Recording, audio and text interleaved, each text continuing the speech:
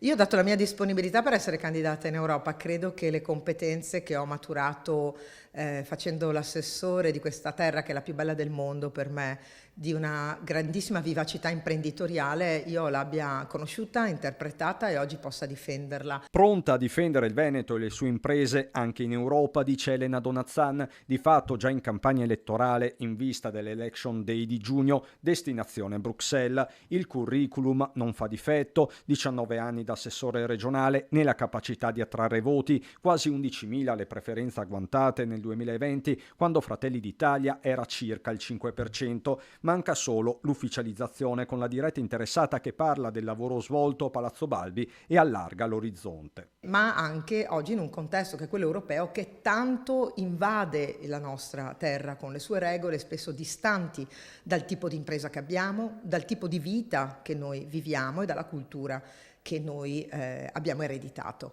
E quindi essere presenti in quel contesto oggi per gli italiani e per i veneti è fondamentale. In attesa di capire se capolista sarà la Premier Meloni, variabile tutt'altro che secondaria, i Fratelli d'Italia si preparano a fare il pieno solo nella circoscrizione nord-est che oltre al Veneto conta Friuli, Venezia Giulia, Emilia Romagna e Trentino Alto Adige potrebbero scattare fino a 5 seggi, cosa che un tempo capitava solo alla Lega. Oltre a Donazzan si fa il nome del veronese Daniele Polato, oggi capogruppo in regione. Fuori dai giochi sarebbe Sergio Berlato, che tra l'altro non compare nella foto diffusa da Adolfo Urso qualche sera fa, una cena per tanti ma non per tutti, condita da sorrisi e dichiarazioni distese. Presenti i pesi massimi del partito, compresi Donazzan e Luca De Carlo, dati anche a più riprese come possibili candidati governatori nel 2025, ma è chiaro che uno esclude l'altro. Bruxelles serve a pesarsi, ma è Venezia il vero obiettivo.